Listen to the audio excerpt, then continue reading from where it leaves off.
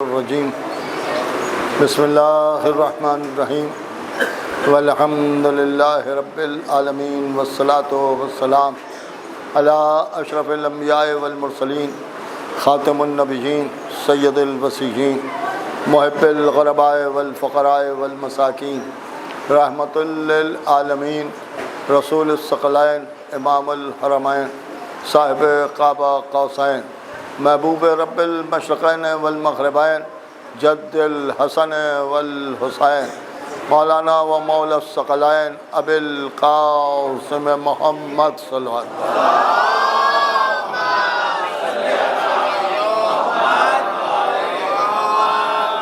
اہل بیت الطیبین الطاہرین المعصومین المظلومین المنتخبین المنتجبین الذین اذهب اللہ عنہم الرجس وطہرہم تطہیرا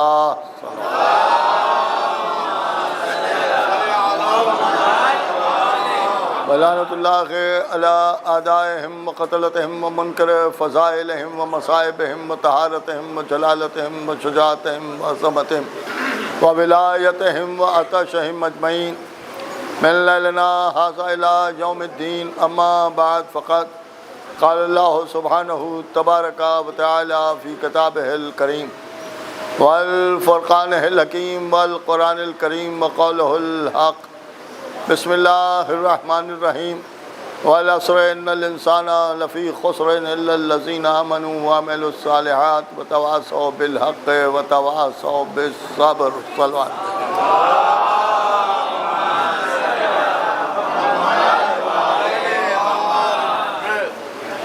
سورہ والعصر کی تلاوت کا شرف حاصل کرتے ہوئے اپنی اس خمسے کی 5ویں مجلس کا آغاز کیا اور ان لفظوں میں خالق کون و مکان اور مالک ارض و سما ارشاد فرما رہا ہے کہ عصر کی قسم، زمانے کی قسم، ہر انسان گھاٹے میں ہے سوائے ان کے کہ جو ایمان لائے اور اعمال صالحہ بجا لاتے ہیں اور حق اور صبر کی وصیت کرتے ہیں، یعنی ذکر کرتے ہیں۔ اس سورہ میں گھاٹے کا بھی تذکرہ ہے اور فائدے کا بھی تذکرہ ہے، اور اللہ نے قسم کھا کے اس بات کا اعلان فرمایا ہے کہ ہر انسان گھاٹے میں ہے۔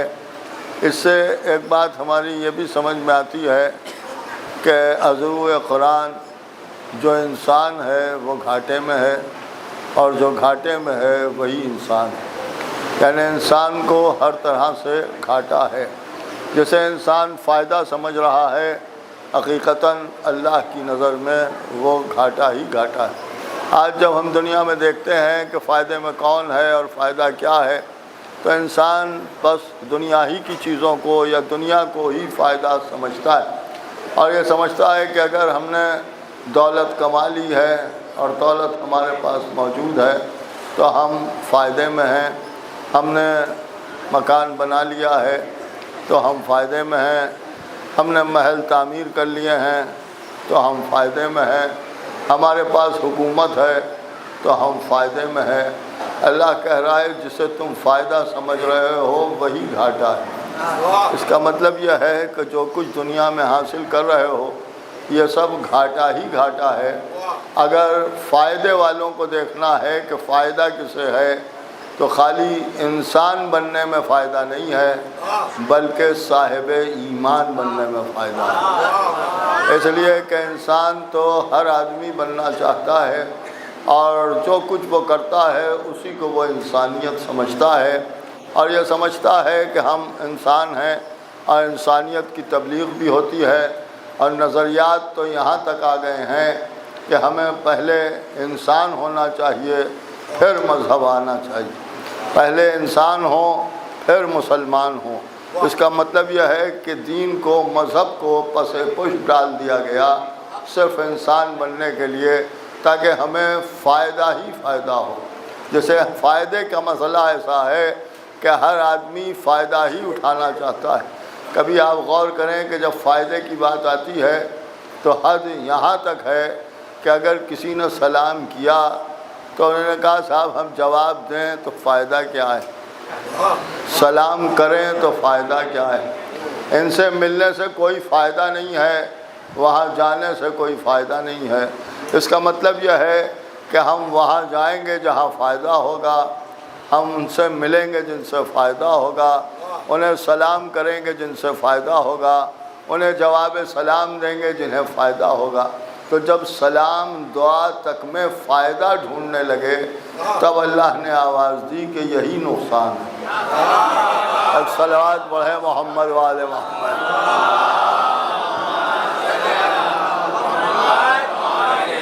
تو اب نقصان ہی نقصان ہے۔ اب اللہ کہہ رہا ہے اگر تم فائدہ اٹھانا چاہتے ہو تو پھر الا الذین آمنوا، سوائے ان کے کہ جو ایمان لائے۔ اگر فائدہ چاہتے ہو تو ایمان حاصل کرو، ایمان لے آؤ۔ اور میں نے آپ کے سامنے عرض کیا کہ ایمان نام ہے مولا علی کا، اس لیے کہ جنگ خندق میں جب مولا علی چلے تب رسول اللہ نے ارشاد فرمایا کہ آج کل ایمان کل کفر کے مقابلے میں جا رہا ہے۔ دیکھیے کل ایمان کل کفر کے مقابلے میں جا رہا ہے۔ اس کا مطلب یہ ہے کہ علی کو رسول اللہ نے کل ایمان ارشاد فرمایا، یعنی علی ہی ہے کہ جو ایمان ہے۔ ایمان کا دوسرا نام علی ہے، علی کا دوسرا نام ایمان ہے۔ اب جو علی کو نہیں سننا چاہتا تو وہ ایمان کی بات ہی نہیں سننا چاہتا۔ یہ ایک عجیب و غریب بات ہے کہ انسان ایمان کو سمجھنا ہی نہیں چاہتا، اور جب سمجھتے ہیں تو ایسے ایسے بے ایمانوں سے ایمان سمجھتے ہیں کہ ظاہر سی بات ہے کہ جو خود بے ایمان ہے وہ آپ کو ایمان کیا سمجھائے گا۔ ایمان سمجھنا ہے تو پھر در اہل بیت پر آئیں اور آل محمد کی عظمت کو سمجھیں، تب سمجھ میں آئے گا کہ ایمان کسے کہتے ہیں۔ دیکھیے ایمان ظاہر سی بات ہے کہ مولا علی ہی کو کہا گیا ہے، اور میں نے آپ کے سامنے یہ بھی عرض کیا کہ ایمان سے مراد مولا علی ہیں۔ تو جب مولا علی ہیں تو جسے ایمان کو سمجھنا ہے اسے علی کو سمجھنا چاہیے۔ یہ ایک عجیب بات ہے کہ ہم صاحب ایمان بھی بننا چاہتے ہیں اور ایمان کو سننا نہیں چاہتے، ایمان کو سمجھنا نہیں چاہتے۔ ایک بات میں آپ کے سامنے عرض کروں کہ آج جب ہم مجلسوں میں ذکر امیر المومنین کرتے ہیں تو لوگ ہم سے یہی سوال کرتے ہیں اور یہی ہم سے تقاضا کرتے ہیں کہ صاحب کچھ کام کی بات ہو، کچھ فائدے کی بات ہو۔ اللہ نے قرآن میں بتا دیا کہ علی کے علاوہ جتنی باتیں ہیں وہ گھاٹے کی ہیں۔ ایک صلوات پڑھیں محمد والے کیا بول کر رہے ہیں۔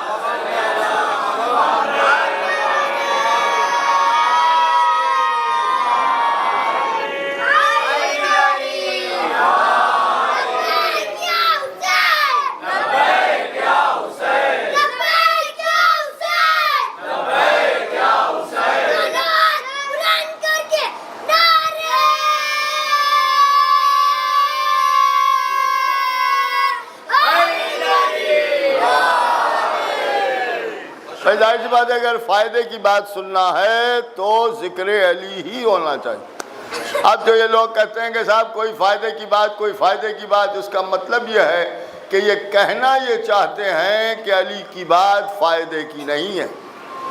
ایک بات میں آپ کے سامنے عرض کر دوں کہ اگر ذکر علی کسی کے لیے فائدے کی چیز نہیں ہے تو پھر اللہ آواز دیتا ہے کہ یہ بندہ میرے کسی کام کا نہیں ہے، اس لیے کہ سب سے زیادہ اگر کام کی چیز ہے تو وہ امیر المومنین ہی کا ذکر ہے۔ دیکھیے ذکر امیر المومنین ہے۔ اب ظاہر سی بات ہے کہ ہم جو پہچانے جاتے ہیں وہ مولا علی کے نام سے پہچانے جاتے ہیں۔ دیکھیے علی کے نام سے پہچانے جاتے ہیں۔ حضرت علی علیہ السلام کا ہم ذکر کرتے ہیں، لہٰذا ہم پہچانے جاتے ہیں تو علی کے نام سے پہچانے جاتے ہیں۔ اب زمانہ ہم سے کہتا ہے کہ ایسا کچھ نہیں ہے کہ خالی آپ ہی علی کو مانتے ہیں، علی کو تو ہم بھی مانتے ہیں، علی کو تو ہم بھی مانتے ہیں. ہم یہ نہیں کہتے کہ لوگ علی کو نہیں مانتے ہیں، لیکن ایک بات آپ کے سامنے اور عرض کر دوں کہ علی کو سب نے مانا ہے، علی کو سب نے پکارا ہے، بس ذرا سے فرق کے ساتھ. علی کو پکارنے والے دو طریقے کے لوگ تھے، کچھ محبت میں پکارتے تھے اور کچھ ضرورت میں پکارتے تھے. ضرورت پر علی علی کرنا اور ہے، اور محبت میں علی علی کرنا اور ہے. اور اس کی بالکل سامنے کی مثال ہے کہ صاحب علی کو مانتے تو سب ہیں، لیکن علی پہچان ہماری ہی ہے. نہیں غور کر رہے ہیں آپ؟ ہماری ہی پہچان ہے. اور اس کی سب سے بڑی دلیل یہ ہے کہ اگر غیر علی علی کرنے لگیں، غیر فضیلت علی بیان کرنے لگیں، غیر غدیر بیان کرنے لگیں، غیر خیبر و خندق بیان کرنے لگیں، تو ہر آدمی تعجب سے کہتا ہے کہ بھئی فلاں ہیں، اپنوں میں نہیں ہیں، مگر خیبر ایسے بیان کر دی، خندق ایسے بیان کر دی، غدیر اس طرح بیان کر دی. لیکن جب ہم بیان کرتے ہیں تو زمانہ کہتا ہے یہ تو بیان کریں گے ہی. ایک صلوات پڑھیں محمد و آل محمد.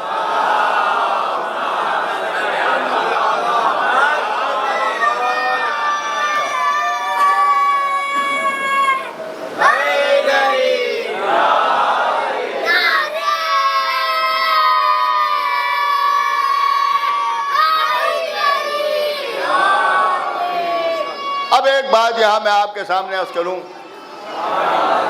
یہاں کے اوپر ایک چھوٹی سی بات میں آپ کے سامنے عرض کر دوں کہ جب میں یہاں کے اوپر آیا تو مجھ سے کچھ گفتگو ہوئی، اور میں نام نہ پوچھئے تو بہتر ہے، اور یہ بات کہی گئی کہ صاحب تھوڑی بات اتحاد پر بھی ہو جانا چاہیے. اب یہ کہ کون سا اتحاد، یہ ایک الگ بات ہے. مومنین کے درمیان اتحاد کی بات قرآن نے کی ہے. آپ غور کر رہے ہیں جو میں عرض کر رہا ہوں؟ اور یہ والا جو اتحاد ہے یہ ایک الگ اتحاد ہے. اگر کہا کہ صاحب ہمارے یہاں اتحاد ہے، ہم ملتے ہیں جلتے ہیں، سب بھائی بھائی کی طرح رہتے ہیں، سب دوست دوست کی طرح رہتے ہیں، اور ہم یہاں بھی جاتے ہیں اور وہاں بھی جاتے ہیں، ان کے یہاں شادیاں ہوتی ہیں تو ہم پہنچ جاتے ہیں، اور یہاں ہوتی ہیں تو انہیں بلا لیتے ہیں. آپ غور کر رہے ہیں؟ ہم ہاتھ ملاتے ہیں، اور ظاہر سی بات ہے کہ ہر جگہ ہم پہنچتے ہیں. یہ ساری باتیں سننے میں بڑی اچھی لگتی ہیں، مگر حقیقتاً کچھ ہے وہ نہیں. دلیل سنیں گے آپ؟ رسول اللہ نے ایک حدیث ارشاد فرمائی جو متفق بین الفریقین، یعنی ہر فرقے میں یہ حدیث موجود ہے. ہر فرقے میں یہ حدیث موجود ہے. کیا کہ میری امت کے 73 فرقے ہو جائیں گے، ایک جنت میں جائے گا، ایک جنت میں جائے گا. رسول نام بھی جانتے تھے کہ کون سا جنت میں جائے گا، مگر رسول اللہ نے نام نہیں لیا، بلکہ فرمایا کہ 73 فرقے ہو جائیں گے جس میں سے ایک جنت میں جائے گا، اور باقی سب کے سب جہنم میں داخل کر دیے جائیں گے. آپ غور کر رہے ہیں؟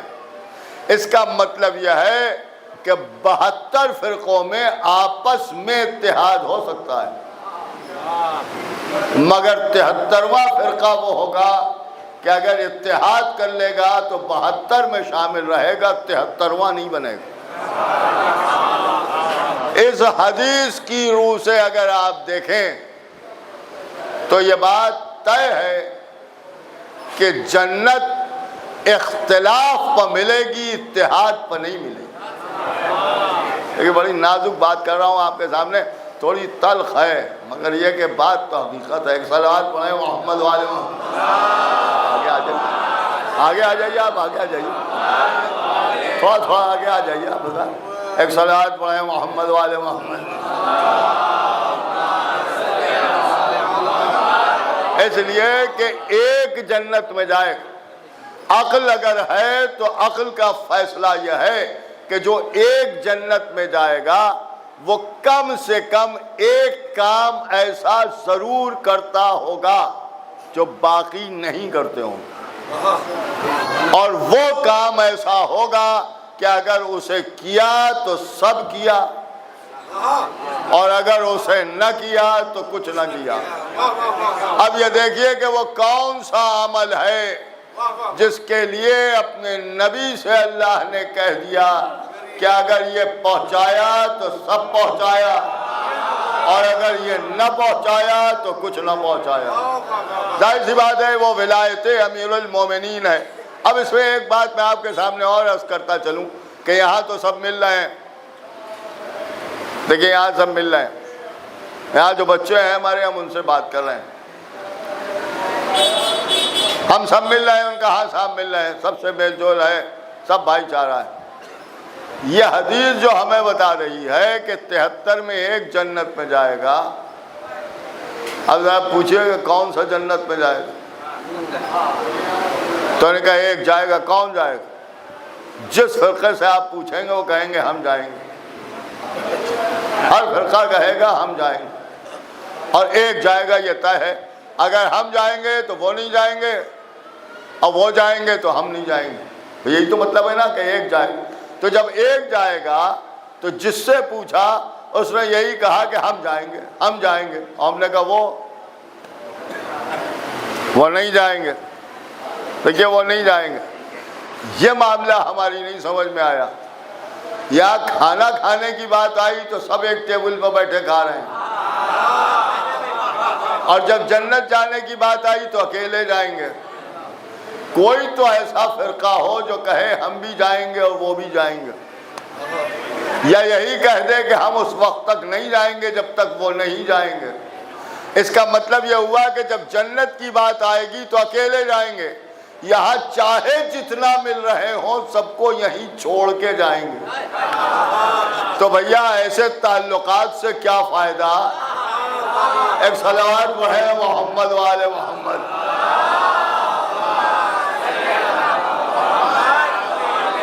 بھائی تعلقات اگر رکھنا ہے تو ایسے تعلقات رکھو کہ جسے یہاں سے حوض کوثر تک نبھا سکو، دیکھیے وہاں تک نبھا سکو۔ اب غور طلب یہ ہے کہ اگر اتحاد ہو سکتا ہے، ایک نقطے پر سب جمع ہو سکتے ہیں، تو وہ صرف واقع غدیر ہے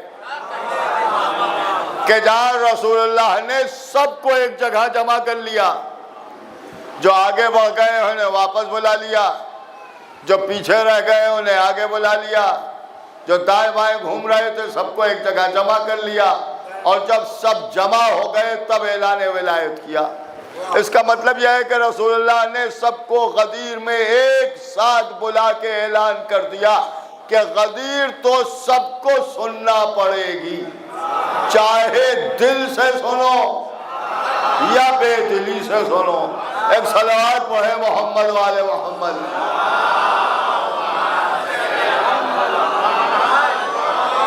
لیکن میں کسی وجہ سے دھیرے دھیرے یہاں تک آپ حضرات کو لے کے آیا۔ اب غدیر کی بات آئی، یہ بھی ایک عجیب و غریب منزل ہے، خدا کی قسم۔ غدیر ہماری پہچان، اور غدیر ہی ہے جو ہمیں نجات دلانے والی، غدیر ہی ہے کہ جو عید اکبر کہلاتی۔ اس کا مطلب یہ ہے کہ یہ وہ عید ہے کہ جو اللہ کی عید، باقی ساری عیدیں بندوں کی عیدیں ہیں،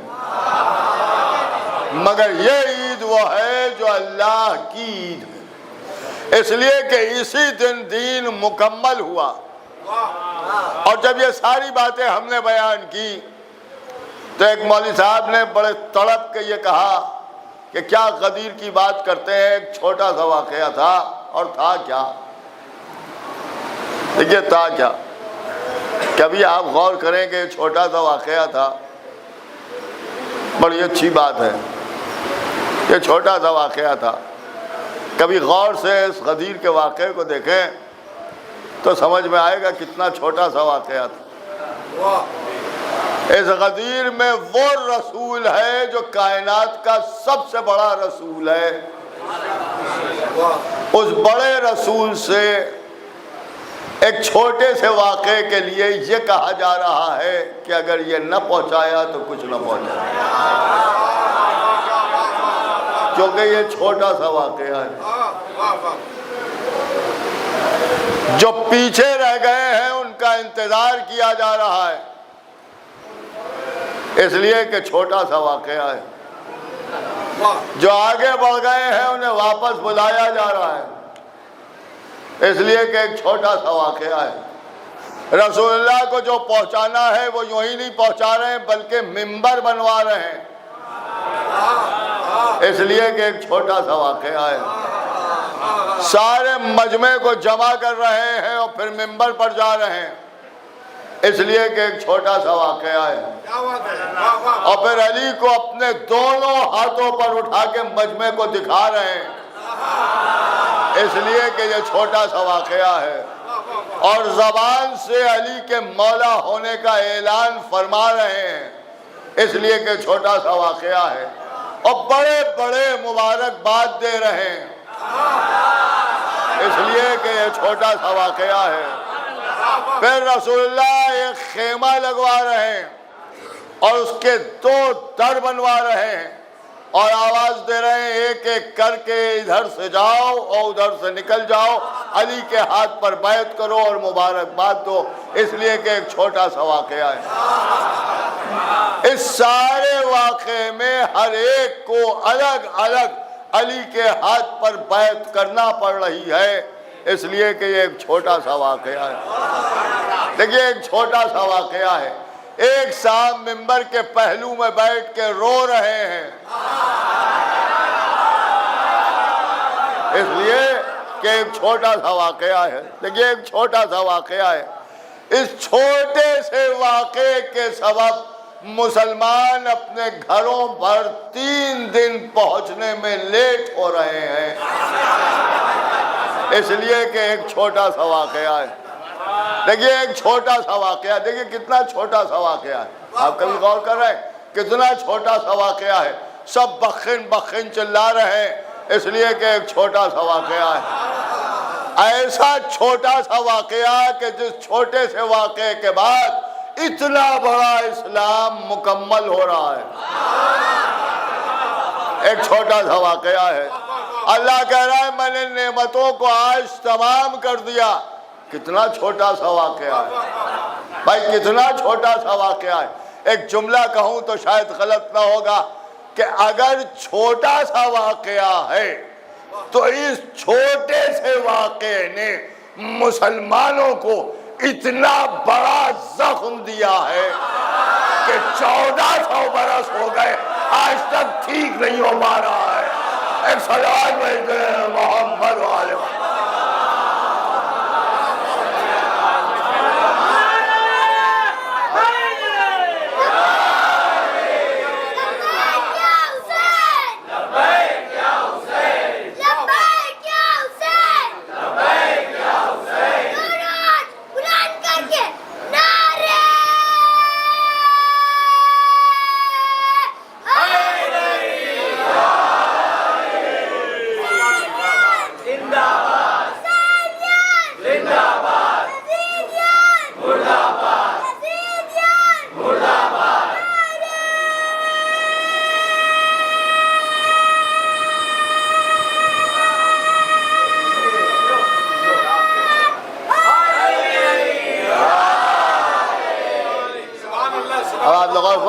کتنا چھوٹا سا واقعہ ہے، آپ غور فرما رہے ہیں۔ اب یہ ایک عجیب و غریب بات ہے کہ علی کے ساتھ ایک چھوٹا سا واقعہ ہو گیا تو مسلمان اتنا پریشان ہو گئے، اگر کہیں بڑا واقعہ کچھ ہو جائے تو پھر آپ کا کیا ہوگا؟ ایک صلوات پڑھیں محمد والے۔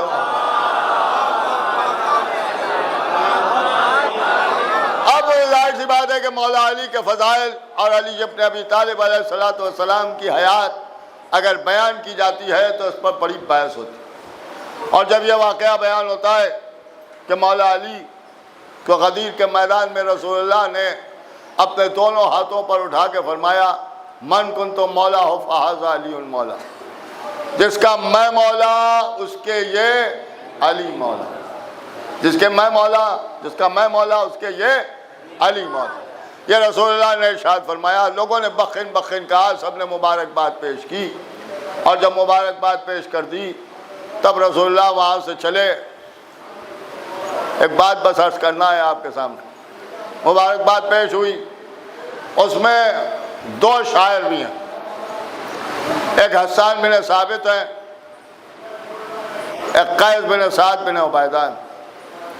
ان دونوں نے فوراً غدیر میں قصیدے سنائے, اور اس کے بعد یہ سارا قافلہ مدینے آ گیا. اور جب مدینے آ گیا تو علامہ امینی نے تحریر کیا کہ مدینے میں پہنچ کے رسول اللہ نے, تو یہ بات کہی گئی ہے کہ یہ سب کہاں ہے. علامہ امینی تحریر کرتے ہیں کہ رسول اللہ جب مسجد پہنچے تو ایک ممبر نصب کرایا اور تمام شعراء کو بلایا, اور جب سارے شعراء آ گئے تو رسول اللہ نے نظامت کے فرائض خود انجام دیے. نہیں غور کیا؟ یہ ہے غدیر کی محفل جو مسجد میں ہو رہی ہے. رسول اللہ ممبر بنوائے ہوئے ہیں, سامنے بیٹھے ہیں, شعراء کو بلا لیا ہے, اصحاب کو بھی بلا لیا ہے, اصحاب بھی موجود ہیں, اصحاب آپس میں ایک دوسرے سے بات کر رہے ہیں. رسول اللہ نے غور سے دیکھا اور اس کے بعد فرمایا کہ خبردار, جتنی دیر تک شعراء شعر پڑھیں ادھر ادھر کی باتیں نہ کرنا, ذکر سننا, جو شعر ہے وہ سننا. چاہنے والے اصحاب ہیں. رسول اللہ ابھی غدیر سے آ رہے ہیں, ابھی کسی کو اندازہ نہیں ہے کہ رسول جانے والے ہیں, لہذا کسی میں ہمت بھی نہیں ہے کہ کوئی کچھ کہہ سکے. رسول اللہ نے قلم اور دعوت بھی نہیں مانگا ہے, لہذا کوئی اعتراض بھی کرنے والا نہیں ہے. رسول اللہ نے آواز دی ایک ایک شاعر کو کہ جاؤ جا کے بیان کرو. اب تحریر کیا جاتا ہے کہ جب رسول اللہ منبر پر بیٹھ کے, یا اصحاب رسول یعنی یہ حسان یا قیس بن سعد یہ سب صحابی ہیں, منبر پر بیٹھ کے قصیدہ سنا رہے تھے, اور قصیدے میں مولا علی کے فضائل بیان کر رہے تھے اور غدیر بیان کر رہے تھے. تو یہ سن کے رسول جھوم جاتے تھے. دیکھیں یہی لفظ لکھا ہے, جھوم جاتے تھے اور داد دیتے تھے. سبحان اللہ, کیا کہنا. اب نہ پوچھئے گا ہمارے مجمع سے کہ فضائل علی پر داد دینا کہاں سے سیکھا, کہاں سے سیکھا. دو جملے ہیں, رسول داد دیتے تھے اور منافق سر جھکا کے بیٹھ جاتے تھے. اس کا مطلب یہ ہے کہ فضائل پر واہ واہ کرنا سیرت رسول ہے, اور چپ ہو کے بیٹھ جانا منافقوں کی سیرت ہے. ایک صلوات محمد و آل محمد.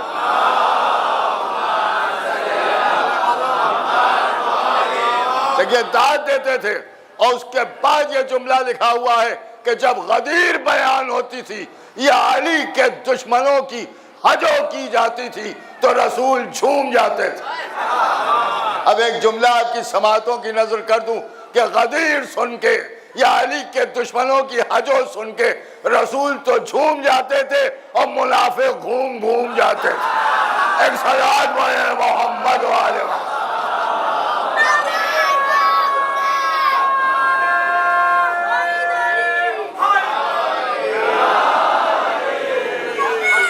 اب ایک آخری جملہ بھی سن لیجئے, پوری توجہ سنیے گا.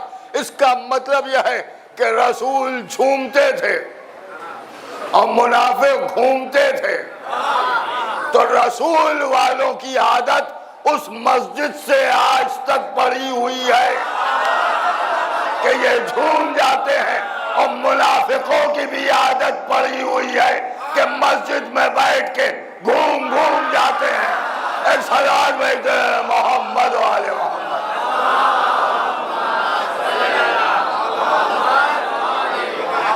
ایک اور صلوات بھیجتے ہیں محمد و آل محمد۔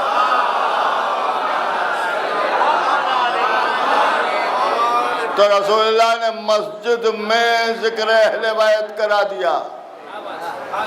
اب کوئی صاحب یہ کہتے ہوئے نظر نہ آئے کہ صاحب ذکر اہل بیت اگر کرنا ہے تو امام باڑوں میں کیجئے، مسجد میں نہ کیجئے۔ مسجد میں ہونا ہی سیرت رسول ہے۔ ایک صلوات پڑھیں محمد و آل محمد۔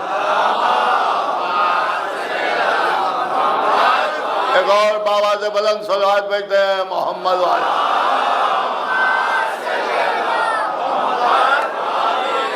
اب ظاہر سی بات ہے کہ ہم کیونکہ در اہل بیت سے وابستہ ہیں اور مولا علی سے محبت کرتے ہیں اور مدد بھی مانگتے ہیں، تو مولا علی سے مانگتے ہیں۔ تو میں پہلے بھی آپ کے سامنے عرض کر چکا ہوں کہ ہماری تو یہ عادت ہے کہ ہم علی سے ہی مدد مانگتے ہیں، یا یہ کہ یہ ہماری فطرت ہے کہ ہم علی سے مدد مانگتے ہیں۔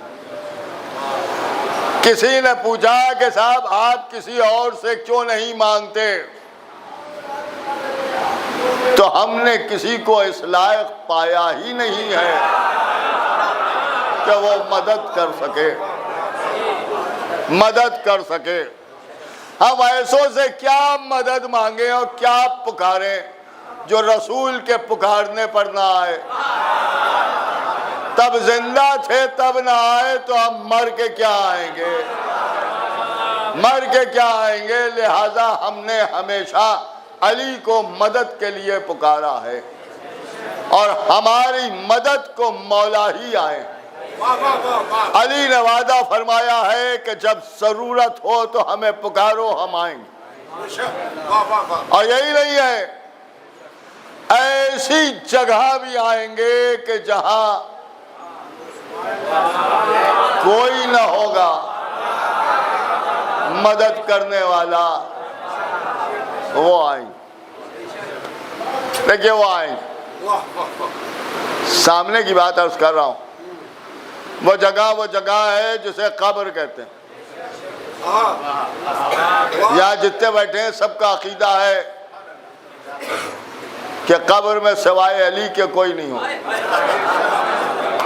علی آئیں گے قبر، سب کا عقیدہ ہے نا، جتنے یہاں بیٹھے ہیں سب یہی کہتے ہیں کہ ہاں علی ہماری قبر میں آئیں گے۔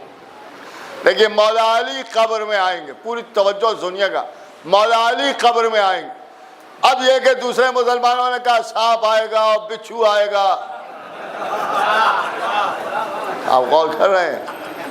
سانپ آئے گا، بچھو آئے گا، شیخے جا رہے ہیں کہ صاحب سانپ آئے گا، بچھو آئے گا۔ آپ نے کیسے کہہ دیا کہ مولا علی آئیں گے، مولا علی آئیں گے؟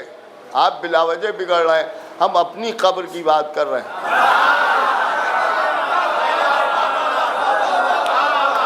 بھائی ہم اپنی قبر کی بات کر رہے ہیں، ہم آپ کی قبر کی بات نہیں کر رہے ہیں۔ اب معاملہ یہ ہے کہ ہم سے علی نے وعدہ کیا ہے تو ہم کہہ رہے ہیں علی آئیں گے۔ اب آپ سے کسی اور نے وعدہ کیا ہے تو آپ کیا انشاءاللہ سانپ بچھو ہی آئیں گے۔ اب یہ کہ ہمارا معاملہ الگ ہے، ہم سے تو مولا علی نے وعدہ کیا ہے کہ ہم آئیں گے، کہ آئیں گے، اور جب علی آئیں گے تو ایسے ہی تھوڑی ہے کہ قبر کے اوپر آئیں گے، کہ قبر میں آئیں گے، جی نہیں، جب ہم جانے لگیں گے تو اس وقت تک ہم جائیں گے نہیں جب تک علی نہ آئیں۔ اس لیے کہ ہمارے مولا نے یہ اعلان فرمایا کہ کوئی اس وقت تک دنیا سے جا نہیں سکتا جب تک اس کے سرہانے ہم نہ پہنچ جائیں۔ دیکھیے ہم نہ پہنچ جائیں، آج ساری باتیں میں آپ کے سامنے عرض کر دوں، ہم نہ پہنچ جائیں۔ علی نے فرمایا کہ ہر ایک کے سرانے ہم آئیں گے، اس ہر ایک میں آپ خالی اکیلے نہیں ہیں، وہ بھی ہیں، وہاں بھی جائیں گے اور علی یہاں بھی آئیں گے۔ جب تک علی آئیں گے نہیں ہم جائیں گے نہیں، لیکن ہم جائیں گے نہیں۔ لیکن یہ یاد رکھیے کہ اگر علی ہمارے سرانے آ جائیں گے تو پھر موت کی ہمیں تکلیف نہیں ہوگی۔ تکلیف ہمارے لیے نہیں ہے موت کی، یہاں بدن سے اس طرح سے روح نکل جائے گی جیسے پھول سے خوشبو۔ یہ باتیں الگ ہے کہ وہ درخت پر ڈالا جائے اور ریشمی کپڑا کھینچا جائے اور وہ تار تار ہو جائے، یہ روایتیں ہمارے لیے نہیں ہیں۔ پورے چیلنج سے عرض کر رہا ہوں، یہ ہمارے لیے نہیں ہے، یہ ان کے لیے ہے جنہوں نے علی کو نہیں مانا ہے، ہمارے لیے نہیں ہے۔ یہ سب باتیں اپنی جگہ پہ ہیں، ساری روایتیں آپ سب سے سنتے ہیں۔ چھٹے امام نے فرمایا ہمارے چاہنے والے کی روح ایسے نکل جاتی ہے جیسے پھول سے خوشبو نکل جاتی ہے۔ ہم نے امام کو مانا ہے، جو امام نے کہا ہے وہی حرف آخر۔ اب کچھ لوگ بزد ہو گئے اور کچھ ہمارے بھی ان سے مروب ہو کے کہنے لگے نہیں تکلیف تو ہوگی، تکلیف تو ہوگی۔ سب کو تکلیف ہوگی، علی کے آ جانے کے بعد ہمیں تکلیف نہیں ہوگی۔ دلیل سنیں گے، قرآن پڑھا ہے، خالی قرآن کو رٹنا اور ہے، سمجھنا اور ہے۔ مصر کا بازار ہے، یوسف نکل رہے ہیں، عورتیں ایک پھل کے اوپر چھری چلا رہی ہیں، انگلیاں کٹ رہی ہیں۔ یوسف نکل گئے، جب یوسف نکل گئے تب زلیخا نے کہا ذرا اپنے ہاتھوں کو دیکھو۔ اب جو دیکھا تو ہاتھ کٹے ہوئے ہیں، خون جاری ہے۔ بتائیے ہاتھ کے کٹنے سے یا انگلی کے کٹنے سے تکلیف ہوتی ہے یا نہیں ہوتی ہے؟ کہا ہوتی ہے۔ جب ہوتی ہے تو انگلیاں کٹ رہی تھی تو احساس کیوں نہیں ہوا؟ زلیخا کو کیوں بتانا پڑا؟ کہ اس لیے احساس نہیں ہوا کہ سامنے سے یوسف جیسا محبوب جا رہا تھا۔ نہیں غور کیا آپ؟ اگر یوسف سامنے آ جائیں تو اذیت نہ ہو، اور جہاں فخر یوسف آ جائے لہذا ہمیں تو تکلیف نہیں ہوگی، لیکن ہاں یہ یاد رکھیے علی کے دشمنوں کی تکلیف میں اضافہ ہو جائے گا، اضافہ ہو جائے گا۔ ان کا اضافہ کیسے ہو جائے گا؟ بھائی یہ بھی عقل کی بات ہے۔ اگر صرف علی کا نام آ جاتا ہے تب تو اتنا پریشان ہو جاتے ہیں، جب علی سامنے آ جائے ایک صلوات پڑھے محمد وآل محمد۔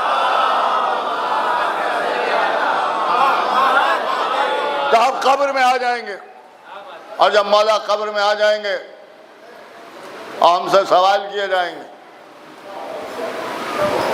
تو پریشان ہوگا آدمی۔ گھر والوں کو چھوڑ کے آیا ہے، عزیزوں کو چھوڑ کے آیا ہے، دوستوں کو چھوڑ کے آیا ہے، پریشان حال ہے، اور اس میں ملائکہ آ گئے اور وہ آ کے سوال کر رہے ہیں۔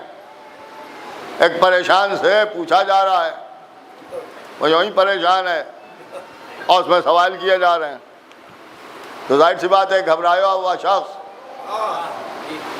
کبھی دائیں دیکھتا ہے، بائیں دیکھتا ہے، سامنے دیکھتا ہے، سرانے سے آواز آتی ہے پریشان کیوں ہو، ہم آ گئے، ہم آ گئے۔ مڑ کے دیکھا، ارے مولا آپ آ گئے، کہاں ہم آ گئے۔ اب ملائکہ ادب سے کھڑے ہوئے ہیں۔ علی نے فرمایا پوچھو، جو پوچھنا ہے وہ پوچھو، یہ ہمارا چاہنے والا ہے، جواب دے گا۔ ملائکہ نے سوال کرنا شروع کیے، وحدانیت کا سوال ہوا۔ علی نے فرمایا کہ یہ جواب ہے، بتا دو۔ کتاب کو پوچھا گیا، کہہ دو قرآن ہے، کہہ دو قرآن ہے۔ نبوت کے بارے میں سوال ہوا، بتا دو کہ ختمی مرتبہ ہمارے نبی ہیں، سب بتاتے چلے گئے۔ ایک مرتبہ ملائکہ نے پوچھا کہ تمہارا امام کون ہے؟ امام کون ہے؟ اب یہ مڑ کے علی کی طرف دیکھ رہا ہے، بولیے علی خاموش خاموش، سارے سوالوں کے جواب بتائیں گے، مگر ولایت کا معاملہ جب آئے گا تو علی چپ ہو جائیں گے۔ ہائے یہ مجمع میرا شاید آپ سمجھ سکیں جو میں کہنا چاہ رہا ہوں، علی چپ ہو جائیں گے۔ اس کا مطلب یہ ہے کہ چپ ہو کے بتا رہے ہیں کہ ولایت کی تیاری وہاں سے کر کے آنا، اس معاملے میں کوئی ساتھ دینے والا نہیں ہے، یہ خود جواب دینا ہے، خود جواب دینا ہے۔ لہذا بہت سوچ سمجھ کے ولایت کے معاملے کو سمجھیے گا، ایسا نہ ہو کہ جب ملائکہ پوچھیں کہ ولایت کے بارے میں کیا سوال ہے کیا جواب ہے اور پلٹ کے مردہ کہہ دے ارے ہم تو دنیا میں مستحب سمجھتے تھے لہذا ہم نے خیال ہی نہیں کیا۔ ایک صلوات پڑھیں محمد والے محمد۔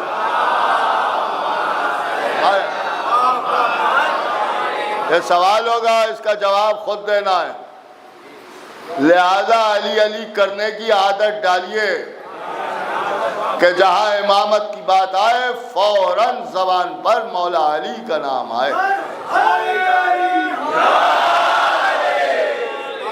اب یہ بات ہے کہ صاحب آپ علی کو بڑھاتے ہیں اور آپ یہ چاہتے ہیں ہر منزل پر کہ حضرت علی علیہ السلام کو نبی بنا دیا جائے اور خدا بنا دیا جائے، علی کو خدا کہہ دیا جائے، علی کو نبی کہہ دیا جائے، علی کو نبی کہہ دیا جائے۔ ایک بات میں آپ کے سامنے عرض کروں کہ ہم کیا ہماری قوم کا کوئی بچہ بھی نہیں چاہتا کہ علی کو نبی کہہ دیا جائے؟ کوئی نہیں چاہتا۔ اس کا سبب یہ ہے کہ ہمارے علی کو اس کی ضرورت نہیں ہے۔ اب جس نے نصیریوں کی خدائی کو ٹھکرا دیا ہو وہ ہماری نبوت کو کیا مانے گا؟ یا پوری قوم موجود ہے جو علی کو خدا کہہ رہی ہے، اگر ہم علی کو نبی کہیں بھی تو کس منہ سے کہیں؟ جہاں خدا کہنے والے موجود ہیں ان کے سامنے اگر نبی کہا بھی تو کیا کہا؟ لہذا علی کو اس کی ضرورت ہی نہیں ہے۔ ہم نے تو کبھی نہیں چاہا کہ علی کو نبی کہہ دیا جائے۔ اب یہ کہ آپ یہی کہنا چاہتے ہیں کہ صاحب علی کو نبی کہا گیا، نبی کہا گیا، آپ کو معلوم بھی ہے علی کو اللہ نے نبی نہیں بنایا، مگر آپ چاہتے ہیں، ہم تو بہت کچھ چاہتے ہیں مگر ہمارا چاہا ہوا ہوتا کہاں ہے؟ ہم تو یہ بھی چاہتے ہیں کہ کوئی دشمن علی ہمیں دنیا میں نظر نہ آئے، مگر سب ہے علی، تو ہمارا چاہے ہوئے کو تو چھوڑ دیجئے۔ اب یہ بات کہ صاحب علی کو نبی نہیں بنایا، کبھی آپ نے سوچا کیوں نہیں بنایا؟ اگر یہ معلوم کرنا ہے کیوں نہیں بنایا تو یہ دیکھیے کہ جسے بنایا اسے کیوں بنایا؟ کیوں بنایا؟ آدم کو نبی بنایا کیوں بنایا؟ کا علم تھا۔ نوح کو نبی بنایا کیوں بنایا؟ کا تقویٰ تھا۔ ابراہیم کو نبی بنایا کیوں بنایا؟ خلت تھی۔ موسیٰ کو نبی بنایا کیوں بنایا؟ کا اللہ کے کلیم تھے، ہیبت تھی۔ عیسیٰ کو نبی بنایا کیوں بنایا؟ کا زہد تھا۔ اس کا مطلب یہ ہے جہاں ایک ایک صفت تھی وہاں تو نبوت بھی دے دی، رسالت بھی دے دی، کتابیں بھی دے دی، شریعت بھی دے دی، اور جہاں نبی نے فرمایا وہ آدم کو ان کے علم میں، نوح کو ان کے تقوی میں، ابراہیم کو ان کی خلت میں، موسیٰ کو ان کی ہیبت میں، دیکھنا ہو تو علی میں دیکھو۔ جہاں سارے انبیاء اپنے سارے صفات کے ساتھ موجود ہوں وہاں نہ نبی کہا جا رہا ہے، نہ رسول کہا جا رہا ہے، نہ پیغمبر کہا جا رہا ہے۔ اصل میں وجہ یہ ہے کہ اللہ نے سب کو نبی بنایا، رسول بنایا، رسول بنایا، مگر اللہ نے علی کو اپنے صفات کا مظہر بنایا، اور جب اپنے صفات کا مظہر بنایا تو اللہ نے آواز دی میرے علی جو میں نہیں وہ تم نہیں، میں بھی نبی نہیں، تم بھی نبی نہیں، میں بھی رسول نہیں، تم بھی رسول نہیں، میں بھی پیغمبر نہیں، تم بھی پیغمبر نہیں، مجھ پر بھی کتابیں نہیں، تم پر بھی کتابیں نہیں، مجھ پر بھی شریعت نہیں، تم پر بھی شریعت نہیں، اور میں نے اپنے ہر کام میں تمہیں شریک کر لیا، ہر کام میں تمہیں شریک کیا، تم شریک ہو مگر میں لا شریک ہوں، ستارے کو پیدا کرنے والا میں، دہلیز پر بلانے والے تم، سورج کو خلق کرنے والا میں، اشارے سے پلٹانے والے تم، اشارے سے پلٹانے والے تم، خالق موت و حیات میں کہلاؤں گا، ٹھوکروں سے مردے تم جلاؤ گے، رزاق میں کہلاؤں گا، روٹیاں تمہارے گھر سے منگاؤں گا، معراج میں محمد کو میں بلاؤں گا، پردے کے پیچھے سے ہاتھ تو ملاؤ، میں بھی مولا تم بھی مولا، اور میں بھی ولی اور تم بھی ولی، اور میں بھی علی، ایک صلوات بھیجے محمد والے محمد۔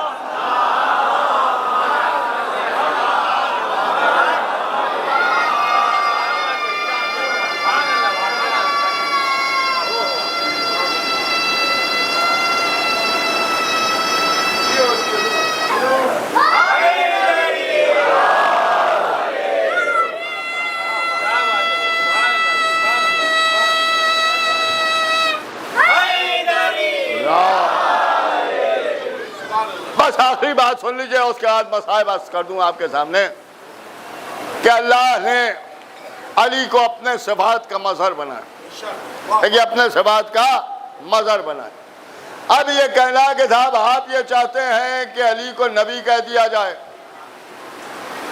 اس منبر کی قسم، خود مولا علی کی قسم، ہم نے کبھی نہیں چاہا کہ علی کو نبی کہا جائے،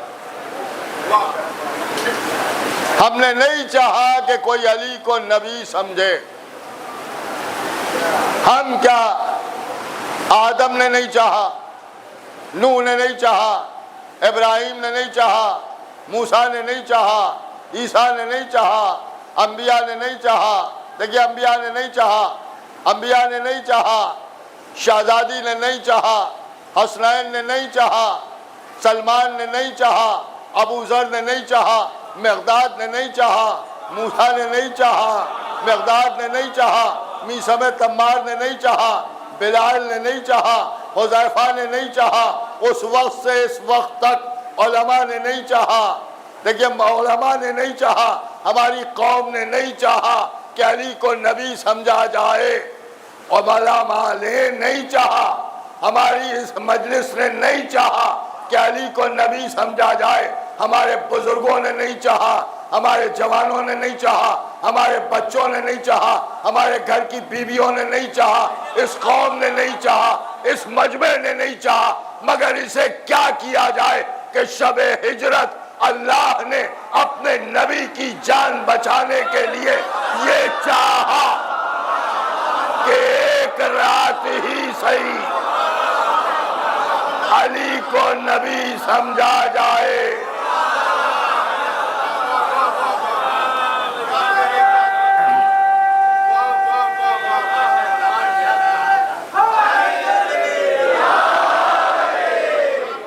یہ ہسٹوریکل فیکٹ ہے، کوئی انکار نہیں کر سکتا ہے، غلط ثابت کر دو تو مذہب بدل دوں گا کہ اللہ نے یہ چاہا کہ ایک رات ہی صحیح علی کو نبی سمجھا جائے۔ لوگوں نے کہا نہیں صاحب وہ تو خطرہ تھا، اللہ نے ہندوستان کے اوپر بی جے پی کی حکومت کو مسلط کر دیا، اب خطرہ تو سارے مسلمانوں کو اچھی طرح سے سمجھ میں آ گیا ہوگا. میں نے کہا صاحب خطرہ ہے، خطرہ ہے، خطرہ ہے نا، سب کے لیے خطرہ ہے. غور سے سنیے، جو اب تک ہمارے لیے خطرہ بنے ہوئے تھے اب ان کے لیے خطرہ ہے. دیکھیے اب ان کے لیے خطرہ ہے. پوری توجہ سنیے، گھر میں بیٹھ گئے، پوری توجہ سنیے گا. خطرہ ہے، خطرہ ہے. اب ایک چھوٹا سا سوال ہے، یہ بتائیے کہ جب خطرہ ہوتا ہے تو سوتے کو جگایا جاتا ہے، جاگتے کو سلایا جاتا ہے؟ کیا ہوتا ہے بھئی؟ یہی تو ہوتا ہے کہ اگر کوئی سو رہا ہے کہ جاگتے رہیے گا. کیوں؟ کہ اس لیے کہ خطرہ ہے. تو اگر خطرے کی بات تھی تو علی سے کہا جاتا ہے کہ آپ جاگتے رہیے گا. یہ تو کہنا چاہیے تھا کہ یا علی آپ جاگتے رہیے گا، خطرہ ہے، سب طرف تلواریں لیے بیٹھے ہیں، جاگتے رہیے گا. جاگنے کا حکم نہیں دیا گیا. یا علی میرے بستر پر سو رہی ہے، میری طرح سو رہی ہے، چادر اوڑھ کے سو رہی ہے. اللہ کا اور رسول کا حکم ہے، سو رہی ہے. اب جملہ سنیے گا، ایسے سو رہی ہے کہ دیکھنے والا آپ کو دیکھے تو مجھے سمجھے. ایسے اگر نہ سمجھے تو میرے گھر میں آ جائیے، اور خالی گھر میں آنے پر نہ سمجھے تو میرے بستر پر آ جائیے. اگر بستر پر لیٹنے پر کوئی نہ سمجھے تو چادر اوڑھ لیجئے، اور اس کے بعد بھی اگر کوئی نہ سمجھے تو میری طرح سو جائیے. سو جائیے، سونے کا حکم ہے، میری طرح سو جائیے، تاکہ سوتے میں بھی اگر کوئی دیکھے، نہیں غور کر رہے ہیں، سوتے میں بھی کوئی دیکھے تو دیکھے آپ کو، سمجھے مجھے. دیکھے آپ کو، سمجھے مجھے. تو علی کو بستر پر اس لیے سلایا کہ ایک رات ہی صحیح اللہ چاہتا تھا کہ نبی سمجھ لیا جائے. پورے اسلام میں ایک رات ایسی ہے کہ جس میں علی کو نبی سمجھا گیا. بہت سوال پوچھے ہیں مسلمانوں نے، آج ہم بھی ایک سوال پوچھیں گے. یہ بتاؤ کہ جب علی کو نبی سمجھا گیا تو علی کو نبی سمجھنے سے اسلام کو فائدہ پہنچا یا نقصان؟ ایک صلوات پڑھیں محمد والے محمد.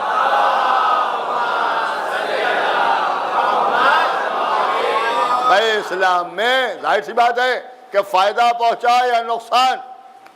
اگر علی کو پہچان لیتے تو کیا ہوتا؟ رسول اللہ کو تو اللہ کسی طرح بچا ہی لیتا، مگر ایک بڈھا بیچارہ ضرور مارا جاتا. ایک صلوات پڑھیں محمد والے محمد. یہ ہجرت، کسی سے ہجرت شروع ہوئی، رسول اللہ نے ہجرت فرمائی اور پھر مدینے آ گئے. جب مدینے آ گئے تو ہر آدمی کہہ رہا ہے یہاں ٹھہرے وہاں ٹھہرے، ادھر رکیں ادھر رکیں. لیکن رسول اللہ نے اپنے ناقے کو چھوڑ دیا، جہاں یہ رکے گا وہاں میں رک جاؤں. اس کا مطلب یہ ہے کہ نبی نے بتایا کہ میری شان یہ ہے کہ میری سواری میری منزل کو پہچانتی ہے. تب رسول کا جانشین بھی وہی ہوگا جس کی سواری اس کی منزل کو پہچانتی ہے. دیکھنا ہے تو کربلا میں دیکھیے، حسین کا گھوڑا چلتے چلتے رک گیا.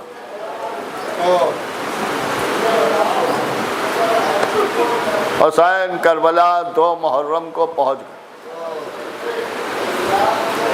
2 محرم کو حسین کربلا پہنچ گئے. چوتھی تاریخ آئی، فرات سے خیمے ہٹائے گئے، پانچویں کو فرات پر پہرے بٹھائے گئے،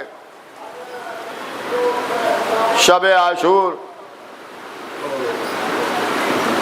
حسین ابن علی اپنے اصحاب کو جمع کیے ہوئے شہداء کی فہرست بیان فرما رہے ہیں۔ یہ رات امام حسین علیہ السلام سے کیسے گزری ہے اس کا کوئی اندازہ نہیں ہو سکتا۔ حسین رات بھر کبھی اس خیمے میں، کبھی اس خیمے میں، کبھی اس خیمے میں۔ یہ جو انجمنائے ماتمی ہے، خداوند عالم ان ساری انجمنوں کو سلامت رکھے اور بقا عطا کرے، اور ان کے تمام ممبران زندہ اور سلامت رہیں۔ یہ جو ایک جگہ سے دوسری جگہ ماتم کرنے جاتے ہیں، عزا کرنے جاتے ہیں، یہ تاسی ہے شب عاشور کی، کہ جب حسین ایک خیمے سے دوسرے خیمے میں اور دوسرے خیمے سے تیسرے خیمے میں جاتے تھے۔ آج مجھے یہ حکم دیا گیا ہے کہ میں آقا حسین کی شہادت بیان کروں، شہادت عظمیٰ۔ کس میں ہمت اور کس میں جرأت ہے کہ جو حسین کی شہادت بیان کرے۔ ایک بات یہ بھی آپ کے سامنے عرض کر دوں کہ معصوم نے یہ بھی فرمایا ہے کہ اگر گریہ کم ہونے کا اندیشہ ہو تو شہادتیں نہ بیان کیا، لہذا اگر حکم دیا ہے تو گریہ بھی ویسے ہی کیجیے گا۔ تصور شرط ہے، صبح سے لاشوں پر لاشیں اٹھائے، صبح سے جنازوں پر جنازے اٹھائے، اور علی اصغر کی لاشیں کو دفن کرتے کرتے یہ نوحہ پڑھ دیا کہ عباس مر گئے، علی اکبر جدا ہوا۔ ہم سے کسی نے یہ بھی نہ پوچھا کہ کیا ہوا۔ آقا حسین سے کوئی پوچھنے والا بھی نہ تھا کہ آقا آپ پر کیا گزر گئی۔ ایک دوپہر میں بھرا گھر لٹ گئے۔ حسین لاشیں اٹھا چکے، جنازے حسین اٹھا چکے، اب حسین خیمے میں رخصت آخر کے لیے آ گئے، بیویوں سے رخصت ہوئے۔ زینب نے اندر بلا لیا، مسند رسول نکال کے بچھا دی گئی، حسین بیٹھ گئے، بہن اور بھائی میں گفتگو شروع ہو گئی۔ گفتگو کرنے کے بعد آواز دی، زینب میں چاہتا ہوں کہ اپنے بیٹے سے بھی رخصت ہو لوں۔ سید سجاد کے خیمے میں آئے۔ سید سجاد جب قید شام سے چھوٹ کر مدینے جانا تو ہمارے شیعوں کو ہمارا سلام کہنا، کہنا شرط وفا یہ ہے کہ جب ٹھنڈا پانی پینا تو حسین کی پیاس کو یاد کر لینا۔ اے آقا حسین چلتے چلتے سلام کہلایا، یہ عزادار سلام کرنے کے لیے جمع ہو گئے۔ اے حسین خدا حافظ۔ وہاں سے چلے، زینب نے آواز دی بھیا ٹھہر جاؤ۔ بہن اب کیا ہے کہ ہم دو رویا کھڑے ہو جائیں، آپ بیچ سے نکل جائیں۔ حسین نے منظور کیا، بیویاں دو رویا کھڑی ہو گئیں، حسین بیچ سے چلے تو فوراً خیال آیا ارے یہ بیویاں چادر اوڑھے ہوئے ہیں، کچھ دیر کے بعد نیزوں کی انیوں سے چادریں چھینی جائیں، یہ میری سکینہ منہ پر تماچے کھائے گی۔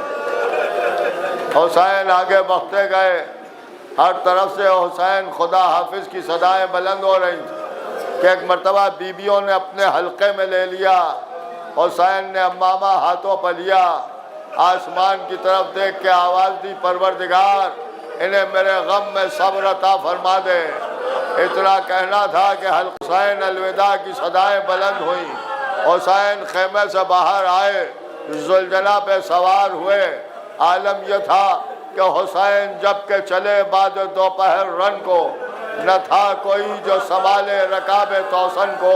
حسین چپکے کھڑے تھے جھکائے گردن کو، سکینہ جھاڑ رہی تھی ابا کے دامن کو، نہ آسرا تھا کوئی شاہ کربلائی کو، فقط بہن نے کیا تھا سوار بھائی کو۔ پشت فرس پر سوار ہوئے، میدان کارزار میں آئے، تلوار کو بے نیام کیا، فوجوں پر حملہ کیا، لوٹتے لوٹتے فرات کے کنارے پہنچے۔ ایک بھائی نے دوسرے بھائی کے لاشے کو دیکھا، آواز دی، عباس تمہیں لڑنے کی بڑی تمنا تھی، اے عباس حسین نے تمہیں اجازت نہیں دی، لیکن عباس یہ حسین تمہاری طرف سے حملہ کرتا ہے۔ یہ کہہ کے آقا حسین نے پھر حملہ کیا۔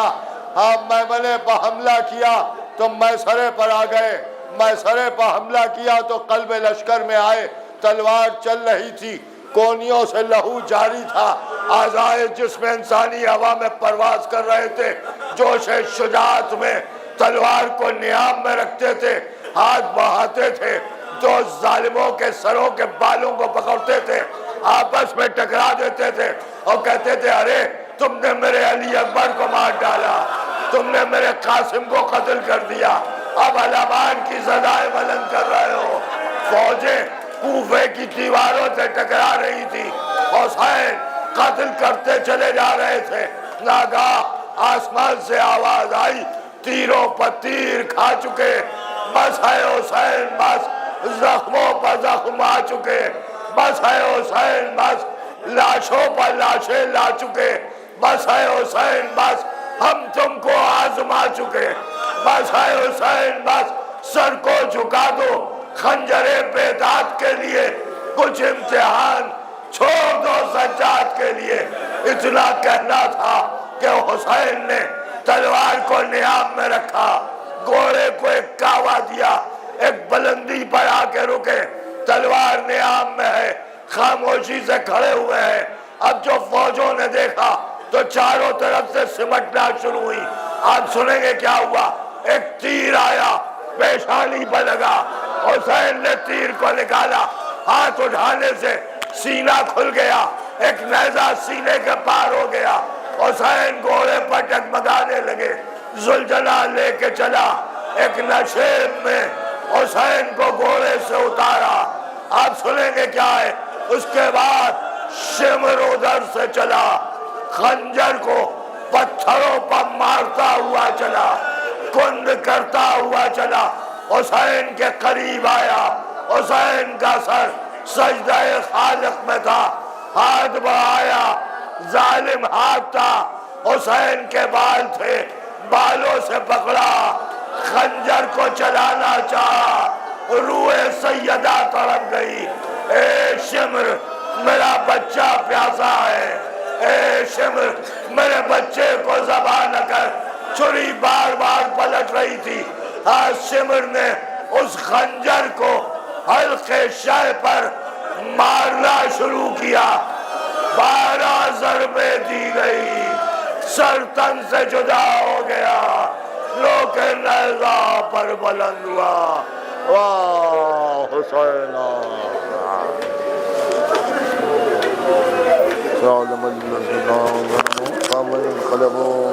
قیامت بھی روئے گی، بات حسین تجھ پہ شہادت بھی روئے گی، رن میں سوائے لاشوں کے دیکھا ہے اور کیا،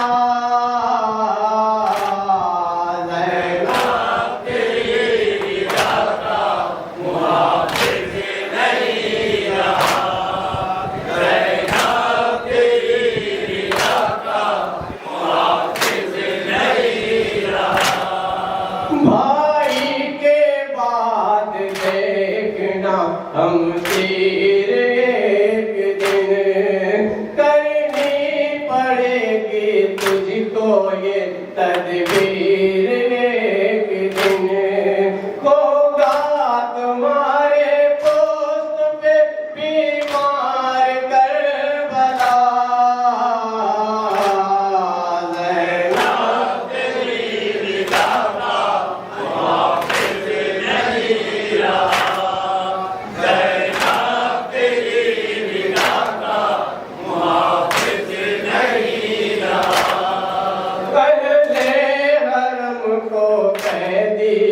ستمگر بنائیں گے رخ پر تماچے ماریں گے دلے لگائیں گے ظلم و ستم کا دوسرا آئے گا سلسلہ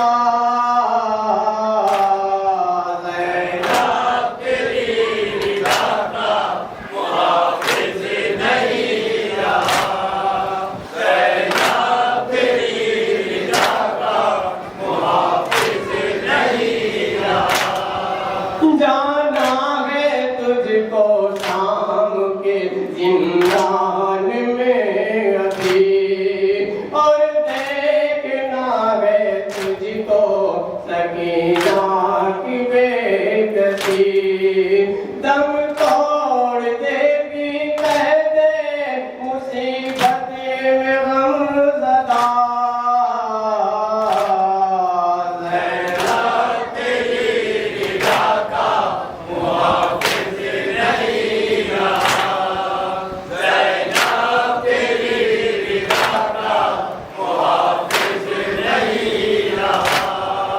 سن سن کے اس کے میں تڑپتا رہوں گا میں روتا رہوں گا اور بلکتا رہوں گا میں امداد جب پکارے گی مجھ کو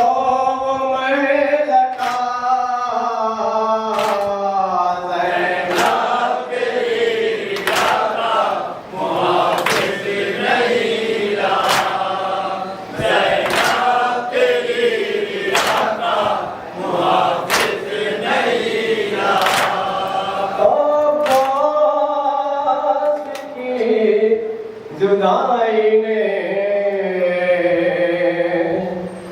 توڑی میری کمر عباس کی جدائی نے توڑی میری کمر آنکھوں کا نور لے گیا میرا جوان پہ سر کچھ دیر میں حسین کا کٹ جائے گا گلا